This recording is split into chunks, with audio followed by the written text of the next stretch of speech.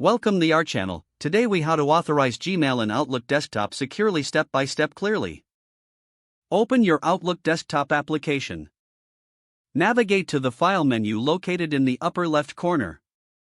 Select Add Account from the Account Information menu. In the Add Account window, enter your Gmail address.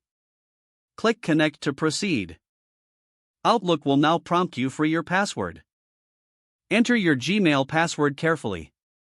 If you have two-factor authentication enabled, a verification code will be sent to your registered device.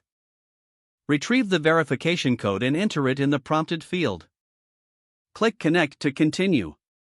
Once Outlook establishes a connection, you'll see a success message. Click Done to complete the setup process. Your Gmail account is now added to Outlook. To ensure security, navigate back to your Google account settings. Access the Security section from the left sidebar. Scroll down to Third-party apps with account access. Verify that Outlook is listed as an authorized application. If you don't see it, return to Outlook and reattempt the connection. Consider enabling two-factor authentication for added security. Regularly update your Gmail password for best practices. Now, you can enjoy using your Gmail account directly from Outlook. If the page does not load, refresh the browser or try again in a private or incognito window. Make sure you are using the correct email address, then retype it carefully to avoid small typos. If your password is not accepted, use the reset option and create a new strong password you can remember.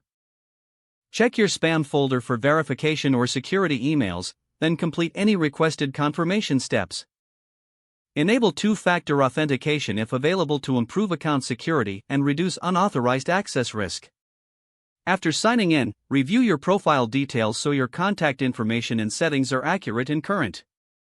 If you see an error message, note it down and try again after restarting your device and internet connection.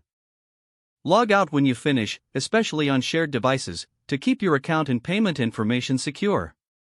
Don't forget to like this video and subscribe to our channel for more step-by-step tech guides.